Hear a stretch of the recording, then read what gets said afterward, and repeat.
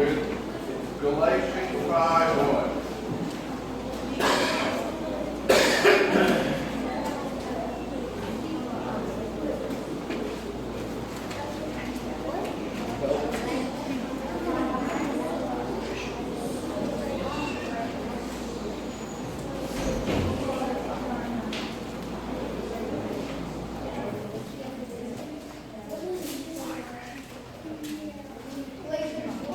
Galatians 5, verse 1.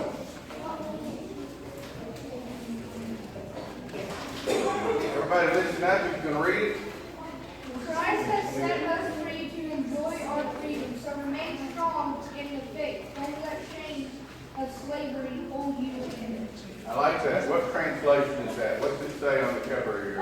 It's the International Reader. Okay, the New International Reader Version. I have the English Standard Version here.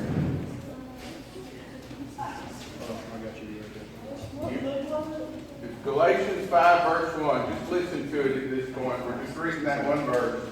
It is for freedom that Christ has set us free. Stand firm then, and do not let yourself be burdened again by the yoke of slavery. Can anybody tell me what a yoke is? Ethan? No? Okay. Go ahead. They put it on like oxen sometimes, or like cows. Very good. And it allows you to tie a plow to them so that you can make them work. And this talks about the yoke of slavery. And it says that you have been set free and that you shouldn't take that yoke of slavery back up on you. We're going to talk about what that means. Let's pray. Father, I ask tonight that you would open our minds and our hearts, speak to our spirits, that you would walk among us with your Holy Spirit and help us to understand the things we're going to discuss tonight. Pray that you would take the weakness that I have felt this afternoon and show yourself strong for it, through it, because I know your strength is made perfect in my weakness. And we ask it in the name of Jesus. Amen. When you look at your Bible, the first 5 books of your Bible are called the books of Moses, the law. Sometimes people who have a bunch of college and want to sound fancy call it the Pentateuch. Take a look at that. Take it and grab those first 5 books together and look at what portion of your Bible, how thick that is. Is this Nick's Bible? I'm gonna abuse it for just a second. I won't damage it. If I look at that and say,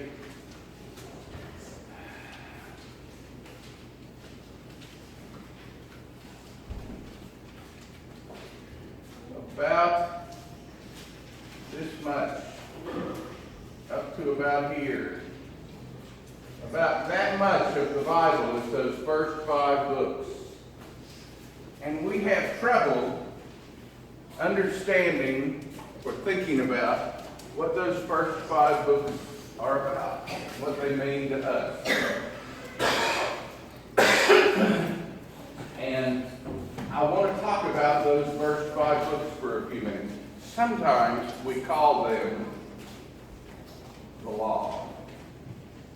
We call those books the law. And when we're confused, we look back at those first 5 books and say, I'm not really sure how I should live or what I should do in life, how I should behave. I think I'll go back and I'll read some of those books. And I'll pick out some of the rules that I can find in those books. And I'll try and be a good person and live by those rules and obey those rules. And that'll make me a good person. I call that religion. And religion is a different thing than knowing Jesus. And I'm not saying the rules are bad that are in those books, but we're going to talk about what those books say to us. First of all, the people who say those 5 books are the law, when I read them, they don't strike me that way. They strike me as the story about the law, much more than they do as a set of rules. They start out in Genesis with God creating, and they tell me about people. And throughout the whole book of Genesis, I think I only get one or two times that God says, I have a rule for you. And we talked last night about the first one, don't eat from the tree in the midst of the garden. Well, they wrote that rule once, and that was pretty much the end of that, because you didn't have to worry about obeying that rule anymore, because God threw them out of the garden. There wasn't any rule to break anymore with that one. And for a long time, what we have is stories about people and things that we can understand from the lives of those people without God giving anybody another rule, spelling out specifically another rule. We have Adam and Eve, and then we have the story of Noah. And Noah builds this big boat, and it takes him a long time, and he and his wife and their 3 sons, and those 3 sons' wives all get in that boat, and God saves those 8 people while he judges the world. And it's a fascinating story. And then we go on and we get the story of Abraham and how Abraham was a friend of God. You know what rules Abraham got from God? There isn't one. There isn't a rule that God said, this is the law you should live by. He told Abraham to do a few things. But that wasn't the basis of their relationship. You have a question? There is a poster back there that looks important. That's what you're saying. I'll have to go over there and look at it. That's important Bible figures, yeah, the people, yes. Okay, and then we have the story of Isaac, Abraham's son that he had when he was old. And the story of how God asked Abraham to take Isaac up on the mountain and sacrifice him, offer him as a sacrifice to God. And he didn't tell him why. He didn't tell him that thousands of years later people would read about it and understand things about God. Abraham didn't know that. He just knew God had asked him to do something, so he did.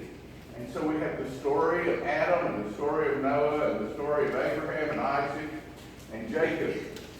Jacob's name when he was born, his name meant cheater. How would you like your mama to name you that? See, this is Bob and this is Sue and this is my youngest son, Cheater. And these are, wouldn't that be hard to live with? God changed his name. God gave him a new name and called him Israel instead. And then we have the story of Joseph, one of Jacob's sons, and how they all went into Egypt and they lived there, and God saved them out of some time of famine and hardship and brought them all back together as a family and healed some of the problems in their family. And we have stories. And then we get the book of Exodus, and we find out that God's people are in trouble. They're in slavery in Egypt, and it's been a long time since Joseph, and God is still thinking about them, but they don't think about him very much. And God brings along Moses to pull them out of the land of Egypt, and we get this story about how God decides to send plagues on the land, and the last one is going to kill the oldest child in every house. And he tells people, go find a lamb and kill it and eat it and wipe your doorposts with its blood. And I can picture those people standing outside with little branches from a particular bush and wiping the blood on their doorposts and thinking, I wonder what this is supposed to mean. And years later, we get some idea about what it's supposed to mean when God decides to reveal it to us. One of my favorite Bible verses in the book of Proverbs, it says, it is to the glory of God to hide a thing. And for a long time, he did that. People didn't really understand what it was that God was doing at what we call the Passover. And God delivered those people out of Egypt. Moses led them to the Red Sea, and Pharaoh's army was drowned. And we're halfway halfway through the second book, and mostly what we have is stories about the people that God picks to be his. And then, halfway through that, they start giving us rules for the people of Israel to live by. But it still goes on, and it's mostly stories. It's the stories of the spies going into the promised land and coming back and saying, this land that God has promised us, man, it's beautiful. You should see the size of the grapes. There's honey everywhere. It's a beautiful place. There's one problem. There's some big people we'll have to beat up and throw out. But, I don't know if we can do that.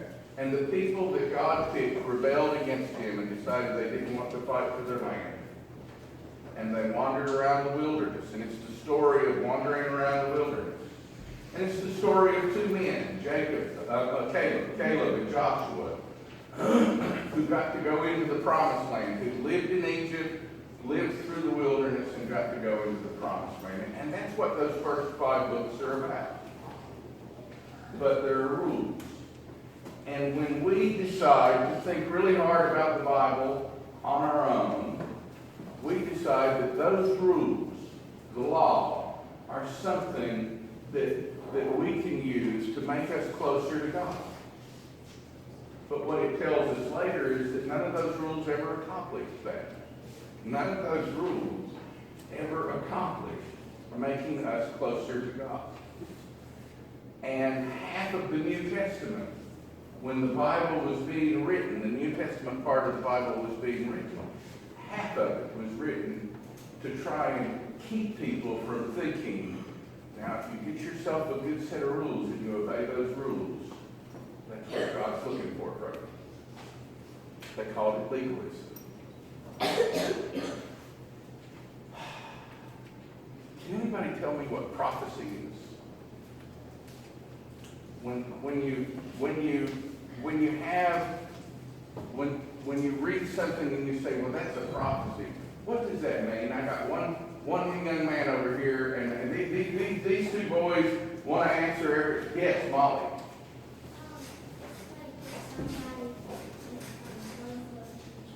Tells the future. That's pretty good, yes. We had prophets in the Old Testament, and sometimes that's what they did. Most of the time they went around telling people, God doesn't like what you're doing, you should stop that. But then every once in a while they would give a prophecy and talk about what God was going to do in the future. Those first 5 books of the Bible, when I read them, what I see is that the number one thing they do is their prophecy. They tell us what God is going to do for us. And they begin being prophecy, telling us, showing us what God is going to do for us before they give us any rules. So, what happened when Adam and Eve, when they ate that mango, and all of a sudden they were ashamed, and God started asking them questions, what do you mean you're naked? Who told you you were naked? I didn't tell you you were naked. How did you figure that out? And what's the first thing that happened after that? Yes. Where did they get the clothes? That's good. Yes, that's what happened. Where did they get the clothes? Jacob? They got it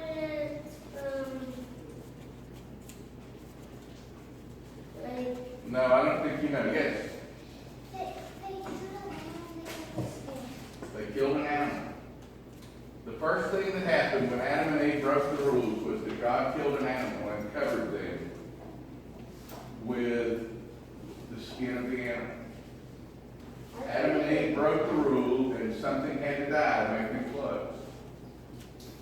And then we get Isaac, and God tells Abraham, take Isaac up into the mountain and sacrifice him. How do you think Abraham felt about that? He's got his own son. And God is saying, go up into the mountain and sacrifice this son that is so precious to you. And we're supposed to look at that and say, what am I supposed to think about when I think about Abraham sacrificing his son Isaac? God, are you telling me something about, with this? What do you? And that's what God did later. God sacrificed his own son. He didn't hold even that back to draw us into a relationship with him. And we get a picture of that in the book of Genesis right there. Before there are rules for us to obey, God is telling us, one day, you don't understand this right now, but one day you're going to look back and say, so that's how God felt about this. And we go on and we see pictures in the law where when we start to get the rules, we get rules about the Passover lamb and how the blood of Jesus covers us and protects us from the destroyer. And we get rules about how we take animals to the temple or to the tent back in the tabernacle. And they get sacrificed so that we can be in a better relationship with God. When we start to get the rules, how many rules are there? Nada says 2. We're talking about Genesis, Exodus, Leviticus, Numbers. No, when Moses starts to give those rules, how many rules did they give? 10. He says 10. If I asked you, I'm not asking you, but if I said, what are they? Could you tell me what the 10 rules are? Most of us have a hard time remembering those 10 rules. How many rules are there? He says 10. I'll tell you what now? On the wall. On the wall, there they are, the 10 commandments. Is that how many rules there are? I hate to break it to you. 613 is what the rabbinical scholars put together a list. There are 613 rules. Now, we have a poster up here because we have a hard time remembering just those 10. Those 10 were chiseled into stone by the hand of God on Mount Sinai and brought down. But then Moses started giving them more and more and more rules. And those rules were from God. All of those rules were meant to make them a better people, meant to make them understand something. The rules were good. Nobody is saying that the rules were bad that God gave them. But there were 613 of them. And we have a hard time remembering 10. We have a hard time remembering 10. I'm going to tell you some of those rules, some of my favorite rules. Don't eat shrimp. That was one of the rules. Don't eat shrimp.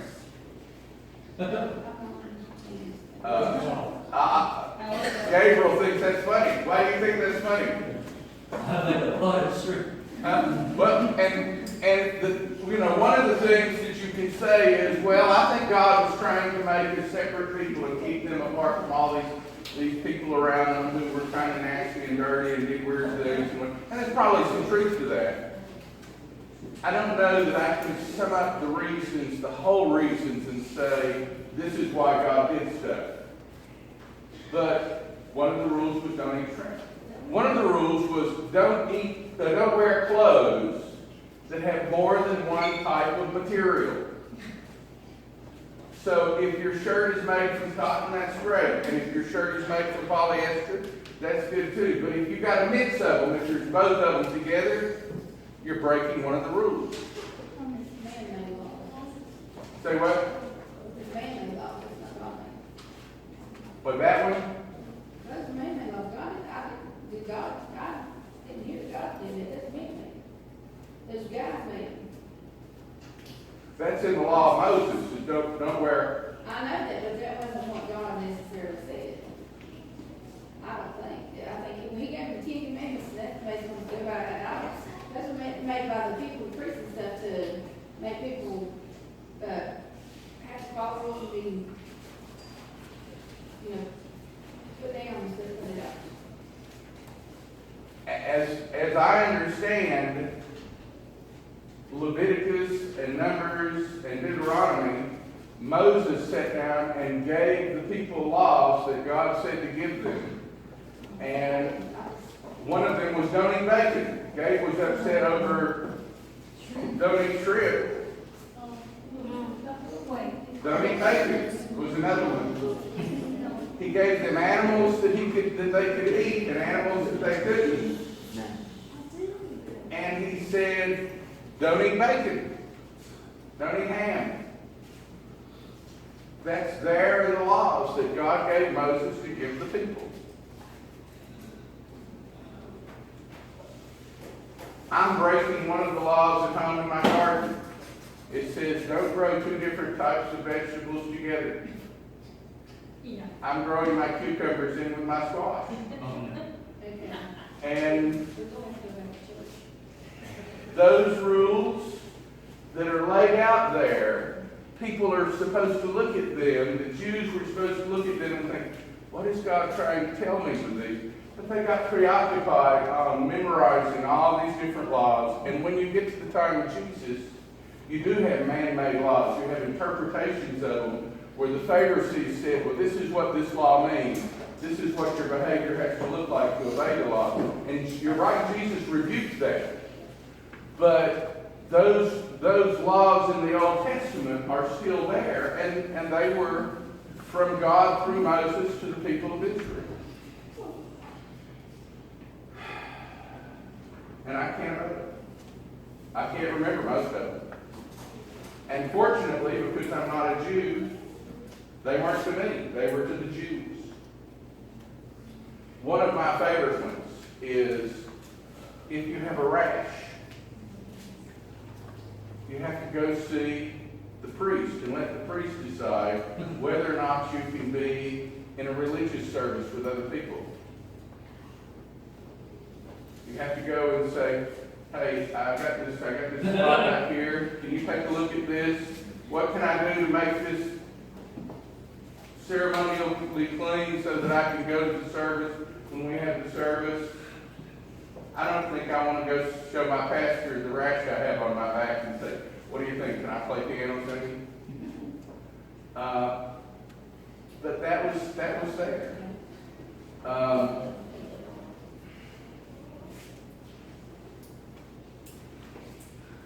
There was a rule that said if you have a fruit tree, that you couldn't pick the fruit up off the ground and eat it. And if it fell off the tree and onto the ground, you could pick up fruit if it fell off of somebody else's tree. If your neighbor had an apple tree and an apple fell to the ground, you could pick up their apple off the ground, but you couldn't pick up the one that fell under your own tree. And the idea was we want to take care of the poor. There are people around who don't have their own apple tree. Once the apple falls off the tree and hits the ground, it's not your apple anymore. It belongs to whoever walks by and picks it up. And it can't be you because it's your tree. That was a rule. That was a law in the Old Testament that God gave Moses. If you've read the book of Ruth, there was rules like that Ruth went in and took advantage of to help take care of her widowed mother-in-law, trying to invent new tongue twisters. But can you imagine having 613 rules and saying, I have to figure out how it is that I'm going to obey these 600? Raise your hand if you're glad you don't have to remember 613 rules. If you want to have a relationship with God. I believe that Jesus Christ fulfilled the law. And here's what I mean by that. I believe that number one, he obeyed the 613 rules his whole life. And he did it without ever stumbling on those rules, for every rule that he was accountable for, he lived up to those rules. And he studied from a very early age. I read the story, I think it was Sunday night, about Jesus in the temple talking to the priests and the scribes, and he was 12 years old. And they were amazed at the questions that he asked and the things that he knew. And they were like, this kid's 12. Where does he get this learning? Jesus had the relationship with God the Father that 12-year-olds are supposed to have. And he understood the principles, and he had studied the law, because the law itself is good. It came with glory, it says in the book of 2 Corinthians. And that glory has faded, it says. But the law was good, and Jesus studied it, and he obeyed the law. And because he obeyed it, we don't have to. He obeyed it on our behalf as an accomplishment. And you and I aren't capable of that. And the fact that he did it, he fulfilled the law on our behalf. That's one way in which he fulfilled the law. But if the law, if those books in the Old Testament were prophecy, the main way that he fulfilled the law was that when you look at the law and you read the law and say, wow, once a year they brought out this goat and they laid their hands on its head and they prayed that it would carry away all the people's sins. What am I supposed to think of when I think about somebody carrying away all my sins?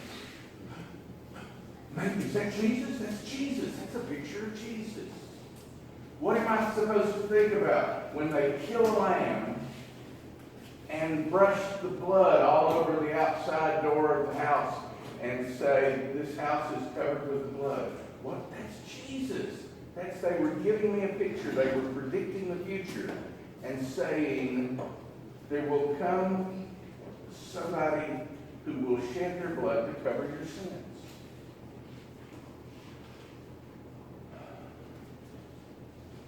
What am I supposed to think about when I go and I visit a priest in the temple and they interact with God the Father for me? And the answer is, I eventually come to understand that Jesus is my real priest, that he's my advocate with the Father, and that the whole system was prophecy, and that I was supposed to see Jesus in the details of the laws that Moses set out. They said that a prophet like Moses, somebody who would come and lead the people, would come, and Jesus was that prophet. There's a point in Numbers or Deuteronomy, I should have the reference, but I didn't look it up, where the people are rebellious and God sends snakes to bite them. And they're laying around dying, and Moses goes to God and says, what can I do for these people? And God says, make a statue of that snake and hold it up. And the New Testament tells us that just like Moses held that snake up, and people looked at the snake, and the venom from that serpent disappeared, they were healed. In the same way, Jesus was held up on the cross. And if we look at him, if we believe in him, when we look at the cross, the power of our sin disappears. The snake bite gets healed. And we know from talking about Adam and Eve who that serpent is that bit us. That's the problem we face. Jesus fulfilled the law.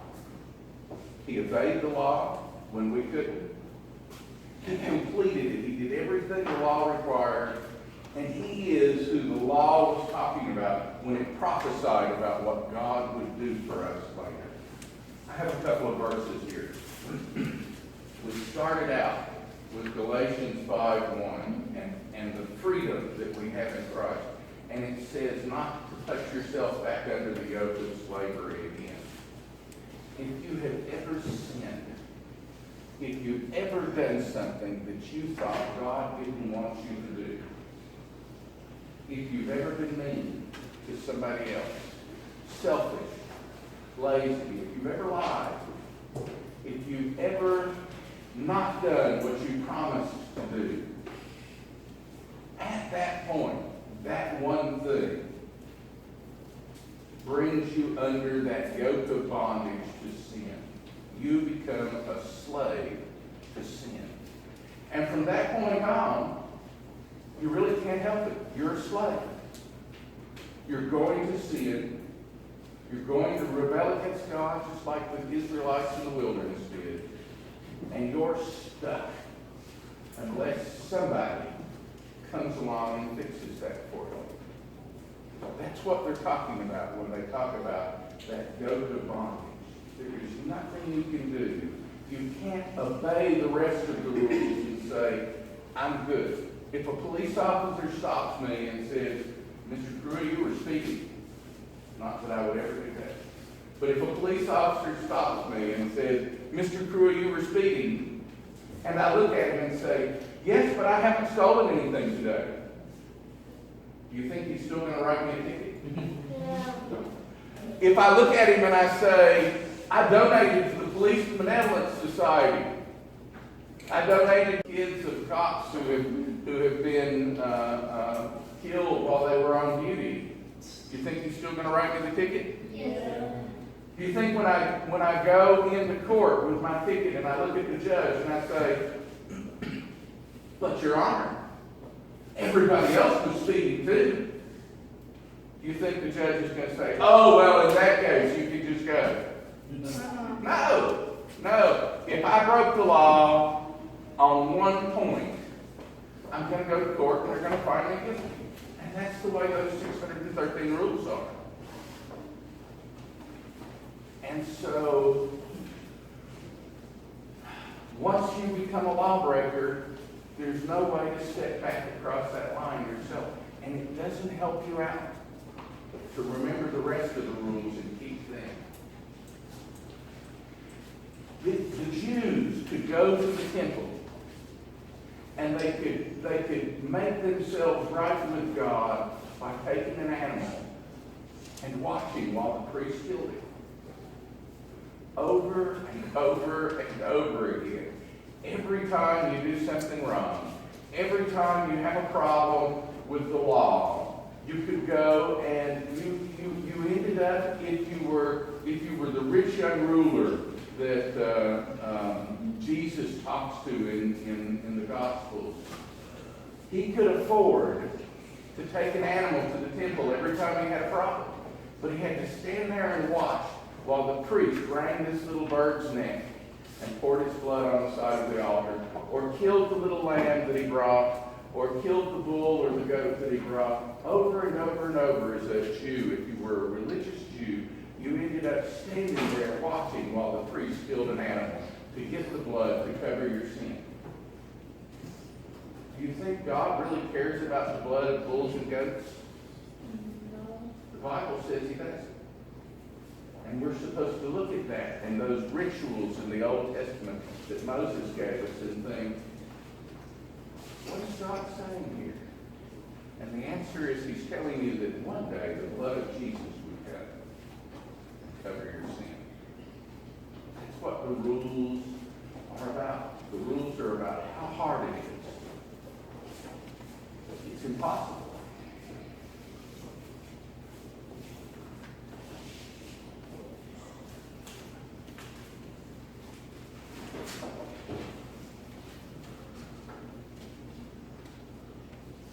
In John 8, Jesus is talking to the Pharisees, and he says, very truly I tell you, everyone who sins is a slave to sin.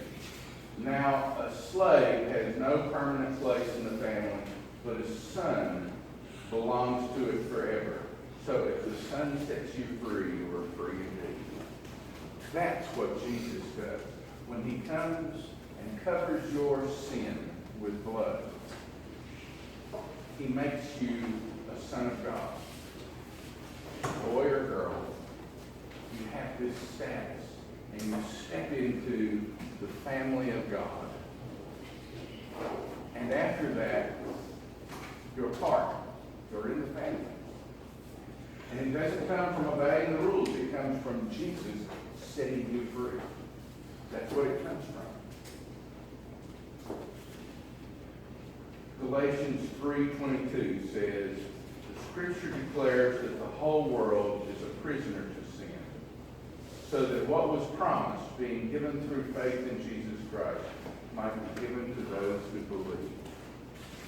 The only way that you get out from under that bondage is to believe in Jesus. I'm going to finish with Psalms 119:45. And it says, I walk about in freedom, for I have sought out your precepts. When it comes time to do right or wrong, it's not about knowing the rules and obeying the rules. Because the Pharisees in the New Testament proved that you can obey the rules and still be mean.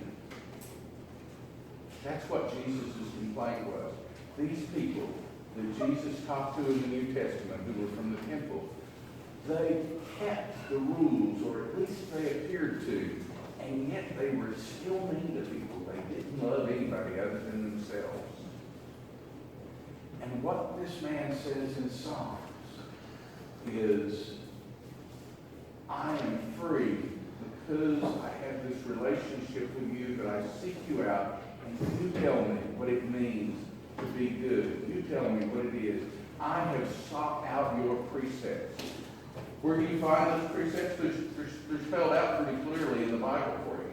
You read the Bible and say, God, what are you showing me here?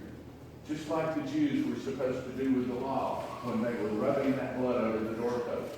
They weren't supposed to go inside and say, hey, look what I did. I killed that lamb and spread that blood. They were supposed to stand there and say, God, what are you telling me about this?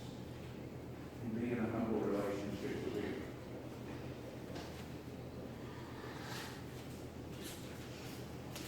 You don't have to walk around worried about whether you're obeying the rules or living by some law. You can't. You don't have to spend your life wishing that you weren't mean or greedy or selfish or lazy or whatever. You don't have to be those things. You don't have to be mean. You don't have to be lazy. You don't have to be greedy. Jesus was. And if you know Jesus, he'll help you become more like him every day. And the point of all of those books in the beginning of the Bible is that as you read them, you see Jesus.